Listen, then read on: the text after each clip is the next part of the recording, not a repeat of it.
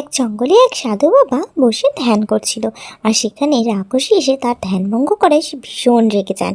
আর তখন তিনি তাকে তার মন্ত্রশক্তি বলে এক পুতুল বানিয়ে দেয় আর বলে, যতক্ষণ পর্যন্ত কোনো ছোট্ট পাখি তোকে আদর করে ঘরে নিয়ে না যাচ্ছে ততক্ষণ পর্যন্ত তোর কোনো প্রাণ ফিরে আসবে না।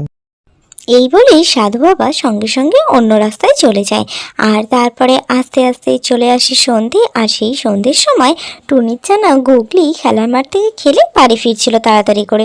হঠাৎ সেই পুতুল দেখে দাঁড়িয়ে পড়ে সে বলে, বাহ, কি সুন্দর একটা গোলাপি রঙের পুতুল! তো পুতুলটা দেখে বেশ বড়সড় মনে হচ্ছে। আমি এটাকে বাড়ি নিয়ে যাব, আর বাড়ি নিয়ে গিয়ে এর সাথে আমি খেলা করব। আমার অনেকটা সময় চলে যাবে এর সাথে খেলতে খেলতে। যাই, এটাকে বাড়ি নিয়ে যাই। সে সেটা মাথায় করে নিয়ে বাড়ি চলল। আর বাড়ি এসে, মা মা দেখো আমি কি এনেছি! উফ, হলো কি? মা দেখো, আমি একটা পুতুল কুড়িয়ে এনেছি। আচ্ছা ঠিক আছে, এখন ঘুমিয়ে পড়ো, কাল খেলা করবে। এই বলেই টুনি সঙ্গে সঙ্গে পুতুলটাকে খাটের ওপর থেকে সরিয়ে রেখে তারপরে ঘুমিয়ে পড়লো। বললো, তাড়াতাড়ি তুমিও গিয়ে শুয়ে পড়ো। টুনি ঘুমিয়ে পড়তেই সঙ্গে সঙ্গে গুগলি সেই পুতুলটাকে নিয়ে এলো। আর তারপর তাকে খুব আদর করতে লাগলো আর তার সাথে খেলতে লাগলো। আর তখন নিজের মনেই তার সাথে আপন মনে বকতে থাকলো। আর তারপর সেখান থেকে বেরিয়ে এলো। আর সেই রাক্ষসীটা সঙ্গে সঙ্গে গুগলি তো দেখে সেখান থেকে ভয়ে পালিয়ে যায়। আর ভয় ভয় বলতে থাকে, না না প্লিজ, তুমি আমাদের কিছু করো না, আমাদের কোনো ক্ষতি করো না প্লিজ।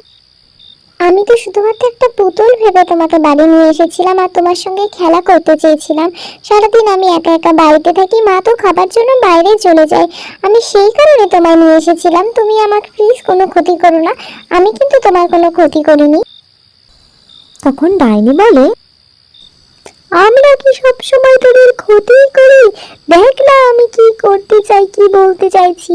আমারও ভীষণ কষ্ট হচ্ছে তোর কথা শুনে। তোর সাথে এখন থেকে আমি প্রতিদিন খেলবো, প্রতিদিন আসবো আর খেলবো, কিন্তু তার জন্য চ্যানেলটা সবাইকে বল সাবস্ক্রাইব করে দিতে।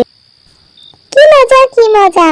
আচ্ছা, তোমরা তো শুনলে সবটা। তোমরা কিন্তু চ্যানেলটা সাবস্ক্রাইব করে দিও, তাহলে আমি এখন থেকে আর একা একা থাকবো না। আমি একজন নতুন খেলার সঙ্গী পাবো।